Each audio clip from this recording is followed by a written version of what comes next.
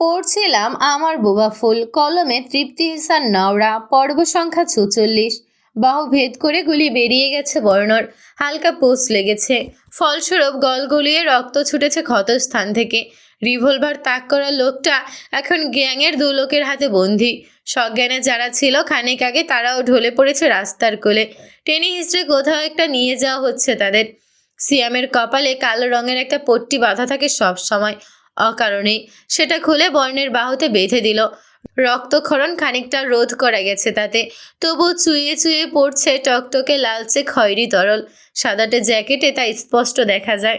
এই যে বর্ণর বাহু কেটে রক্ত বেরোচ্ছে, নিশ্চয়ই ক্ষততে চিনচিনে অথবা ধারালো ব্যথা অনুভব হওয়ার কথা, অথচ পুরুষটি নির্বিকার।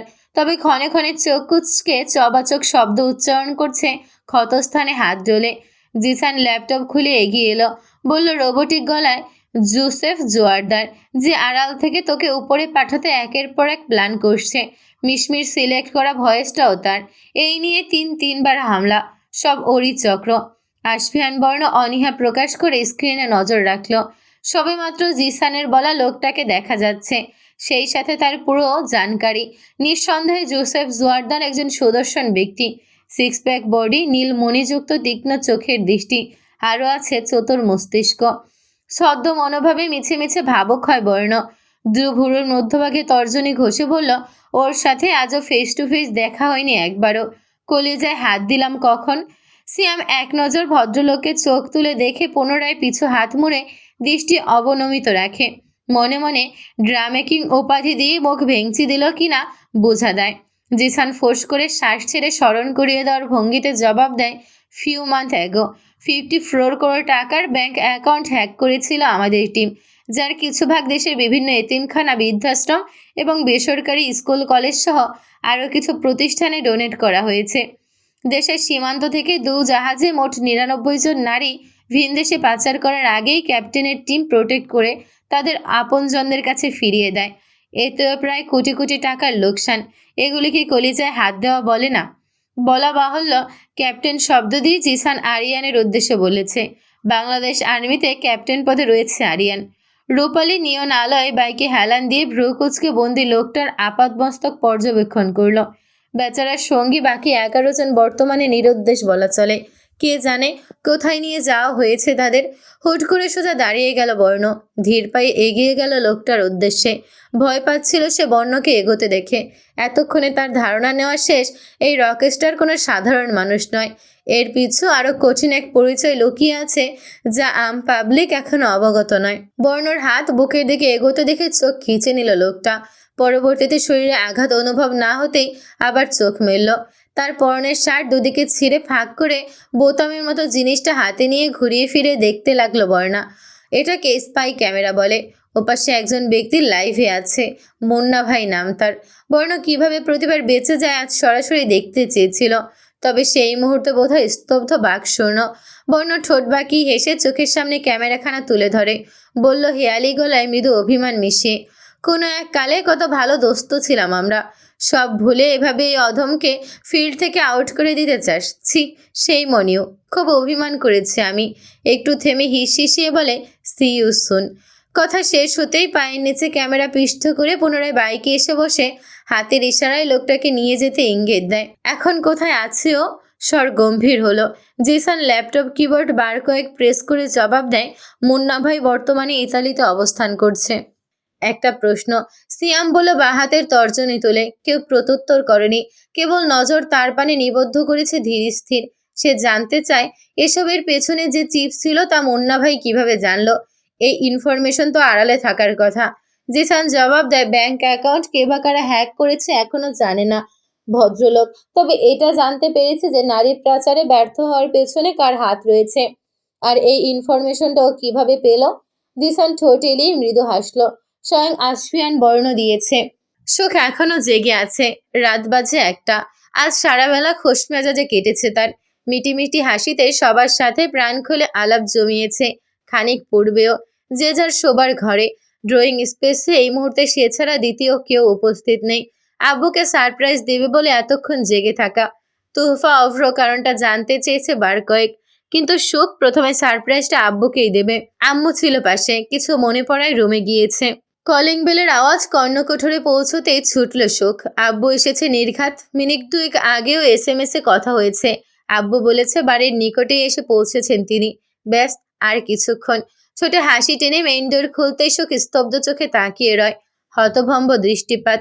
প্রদীপের শেষ আলো নিভে আসার মতো ধীরে ধীরে অধর থেকে হাসি মিলিয়ে যায়। বর্ণ দাঁড়িয়ে আছে, ঠিক দাঁড়িয়ে নয়, এক হাত ভাঁজ করে সেথায় কপাল ঠেকিয়ে দরজায় হেলে আছে। দৌড় মেলার আওয়াজে মাথা তুলল বহু কষ্টে। চোখ জোড়া নিভু নিভু। ডান বাহুর জ্যাকেট ছুঁয়ে ছুঁয়ে রক্ত গড়িয়ে শুকিয়ে গেছে। আপনা আপনি দু কদম পিছিয়ে গেল সুখ। বর্ণ হেলে দুলে ভেতরে প্রবেশ করে সুখের মুখোমুখি হয়। তবে শরীরের ভারসাম্য বেশিক্ষণ স্থির রাখতে পারল না। একসময় হুট করেই সুখের কাঁধে কপাল রেখে ঢলে পড়ল। এক মুহূর্তের জন্য সুখের সর্বাঙ্গ কাঁপে বোধ হয়। বর্ণ চোখ বুঝেই মৃদু হাসে। অস্ফুট স্বরে বলে, ফুল, কষ্ট কষ্ট হচ্ছে আমার, ভীষণ দুঃখ। থম মেরে রইল সুখ। এত এত রক্ত দেখে হাট মুঠোবদ্ধ করে ঢোক গিলে চোখ বুজে নিল হুটহাট। দুর্ঘটনার পর থেকে হোমোফোবিয়া তৈরি হয়েছে তার। কেউ কাউকে আঁকড়ে ধরেনি। বর্ণ মৃদুমন্দ গঙিয়ে কাঁধ থেকে মাথা তোলে। হাত উঠিয়ে জড়িয়ে যাওয়া গলায় বলে, সরি। পাশ কাটিয়ে কদম বাড়াতে গেলে পুনরায় ঢলে পড়ে সুখের ওপর। এসব কি, কি হয়েছে বর্ণ? তামিজ শিকদার এসে পৌঁছেছেন। দ্রুত ভেতরে প্রবেশ করে গায়ে রক্ত দেখে বর্ণাকে সোজা করতে চাইল। মাই গড, জ্বরে গা পুড়ে যাচ্ছে। বর্ণা বিড়বিড় করে, এভরিথিং ইজ অল রাইট, কিচ্ছু হয়নি। দৃশ্যপটে রুবাইয়া ছুটে এলেন তামিজ সাহেবের কণ্ঠ পেয়ে। ধারণা করা যায় বর্ণের জ্বর 104 ডিগ্রি ছাড়াবে। এত রাতে কাউকে জাগালেন না তামিজ সাহেব। রুবায়েত এবং তিনি দুপাশ থেকে ধরে লিফটে চড়ে 5th ফ্লোরে নিয়ে গেলেন। সুখ তখনও মেইন ডোরের সামনে থমকে দাঁড়িয়ে। থরথর করে কাঁপছিল শরীর। দূরখোলা অবস্থায় যে কেউ তার কক্ষে প্রবেশ করতে পারলেও বন্ধ অবস্থায় বর্ণের ফিঙ্গারপ্রিন্ট আর পাসওয়ার্ড লাগে। রুবায়েত ভেবেছিল বর্ণ ফিঙ্গারপ্রিন্ট পাসওয়ার্ড প্রয়োগ করে দূরখোলার অবস্থাতে নেই, কিন্তু তিনি ভুল প্রমাণিত হলেন। শুষ্ক হেসে বালিশে মাথা গোজার সময়ও বর্ণ বারবার বিড়বিড় করছিল, ছাড়ো না চাচ্ছু, ডোন্ট ওয়ারি, আমি ঠিক আছি।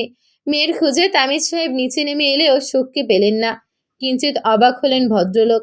মাটার হঠাৎ কি হলো রবি? এতক্ষণ তো অপেক্ষায় ছিল। রুবায়েত ভাবুক হয়ে জবাব করেন, হয়তো বেশি ঘুম পেয়েছে। এমনিতেও ওর এত রাত অবধি জাগা বারণ, তাই বলে সারপ্রাইজ দেওয়ার লোভ দেখিয়ে এখন বড্ড হতাশ হলেন।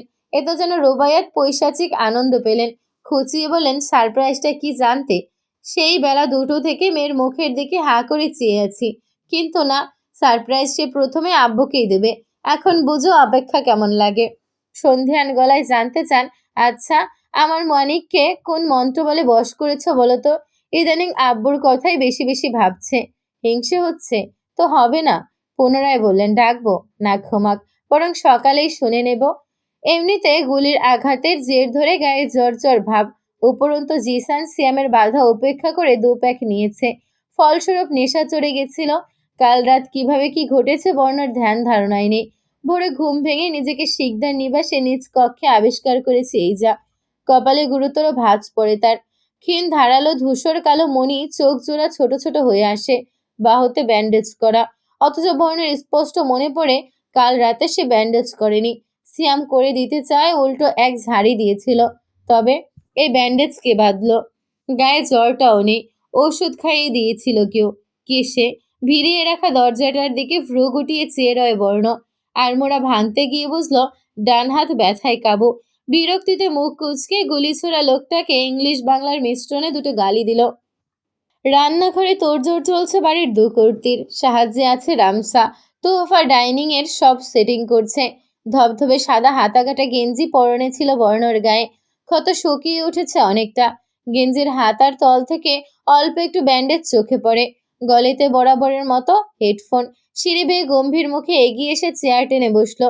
আজাদ সাহেবকে দেখে সেকেন্ড কয়েক নজর স্থির রেখেছিল। ভদ্রলোক গতকাল ফিরলেও তার সাথে সাক্ষাৎ হয়নি। একে একে তোহফা, অভ্র, রুস্মিতা, রাজবীর, হানিফা বেগম আসন পেতে বসলেন। নুরা নেই, এখনো ঘুমে বুধ। আইজা 2বার তুলে বাথরুম পর্যন্ত ছেড়ে এসেছে। তিনি বেরিয়ে আসতেই 2বারই পিলপিল পায়ে পুনরায় লেপের নিচে চাপা পড়ে ঘুমের কোলে দৃষ্টি হারিয়েছে। এই শীত শীত সকালে বেড ছেড়ে উঠতে মন চাই কার? তামিজ সাহেব আশেপাশে সুখকে খুঁজে না পেয়ে ডাক ছুড়লেন, আমার ঘরের সুখ পাখি কই রে? আম্মা, হানিফা বেগম আজকাল সুখের উপর অসন্তুষ্ট দেখান না। তিনিও এদিক ওদিক নজর ছিটালেন। তোফা উঠে দাঁড়ালো। গার্ডেনে পানি দিচ্ছে হয়তো, আমি ডেকে আনছি। যেতে হয়নি তাকে, এর আগেই সুখ হাজির হলো। তার পাশে নুরাও আছে টমিকে কোলে রেখে। বিচ্ছুটা ঘুম ছেড়ে কখন উঠলো আর সুখের কাছেই বা কখন গেল কে জানে। খাবার মুখে তুলে আজাদ সাহেব বললেন, কোথাও যাচ্ছ? মাথা তুলে বর্ণর সামনে দৃষ্টি নিক্ষেপ করে। আজাদ সাহেবের পাশে সুখ। সহসা নজর তার মুখশ্রীতে গিয়ে ঠেকল। সুখ ঠোঁটের কোণে টকটকে লাল সস লেগে রয়েছে। মেয়েটা নিরুত্তাপ, নজর প্লেটে স্থির। বর্ণ স্বল্প আওয়াজে জবাব করে, হুঁ। দেশের বাহিরে নাকি? প্রশ্নটি তামিজ সাহেব করেছেন। কোন দেশ জানতে চাইল না কেউ। আইজাদ ছেলের পাশে এসে দাঁড়ালেন। প্লেটে আরেকটি রুটি তুলে দিতে চাইলে বর্ণ না করে দেয়। আজাদ সাহেব পুনরায় বলেন, ফ্লাইট কখন? 19 মে। আজ 17 মে, অর্থাৎ আরও 2 দিন পর। তামিজ সাহেব জানতে চান, রওনা কখন দিবি? খুঁটিয়ে খুঁটিয়ে এত ডিটেলস জানতে চাইছে দেখে বর্ণ মাথা তুলল। আজই। কিছু বলতে চাও? আব্বু চাচু উভয়ের দিকে প্রশ্ন ছুড়ল। তামিজ সাহেব এক নজরে পুরো ডাইনিং স্পেস পরখ করে শান্ত গলায় জিজ্ঞেস করেন, ডক্টর মেহরাবকে মনে আছে তোর? ডক্টর মেহরাবের হসপিটাল ছেড়ে ছুড়ে চলে এলো, পিছু ছাড়ানো যায়নি। নুরা পাকনির সাথে ফ্রেন্ডশিপ পাতানোর খাতিরে রোজ তাদের ফোন আলাপ চলছে। সুখের সাথেও কথা হতো কালে ভদ্রে, এমনকি বাড়ির বয়োজ্যেষ্ঠদের থেকে শুরু করে তামিজ কিংবা আজাদ সাহেবের সাথেও। পুরো পরিবারের সাথেই মোটামুটি সখ্যতা গড়ে উঠেছে মেহরাবের। শুধু তাই নয়, ইতোপূর্বে মেহরাব একবার শিকদার নিবাসে এসে বেরিয়ে গেছে। বর্ণের চোখের সামনে ঘটেছে সব। দাঁতে দাঁত পিষ্ট করে সব হজম করে নিয়েছিল আশফিয়ান বর্ণ। এই ডক্টরের নাম উঠে আসলে অযথাই মস্তিষ্কে আগ্নেয়গিরির লাভা উথলে ওঠে তার। মনে হয় শিরায় শিরায় রক্ত সঞ্চালনের সংঘর্ষ উঠেছে। এটা হিংসা, ঈর্ষা না অন্য কিছু তা জানা নেই। তবে ফুলের কাছাকাছি এই নামটাকে সে অনুপরিমাণও বরদাস্ত করতে পারছে না। তবে আজ ঘটনা প্রবাহ অন্যদিকে টার্ন নিতে চলেছে। মেহরাব আসবে এ বাড়ি, সাথে তার বোন মায়রা। অতিথি আসবে, এমন এক অতিথি যার প্রতিষ্ঠায় বাড়ির সুখ বাড়ি ফিরেছে সুস্থ হয়ে। তার যত্নে খোঁজ রাখলে হবে। মেহরাবের প্রতি শিকদারদের মায়া জন্মানোর অন্যতম কারণ হলো তার বাবা মা বেঁচে নেই এবং তাদের মাঝে সে বাবা মার ছায়া অনুভব করে। নিবাসের বড় ছেলে এবং ভাই বোন সকলের শিরে অবস্থান আশফিয়ান বর্ণর। এই প্রথম অতিথি আসার ক্ষেত্রে বর্ণকে উপস্থিত থাকতে আবদার করেছেন আজাদ সাহেব। অবশ্য আব্বুর আবদার কানের বাহিরে রেখেছে বর্ণ। ডক্টর আসছে বাক্যটি কর্ণকঠোরে পৌঁছতেই নিজের সিদ্ধান্ত সে তৎক্ষণাৎ পাল্টে নিয়েছে। আজ সে বাড়িতেই থাকবে, দরকার হলে ফ্লাইটও মিস যাক।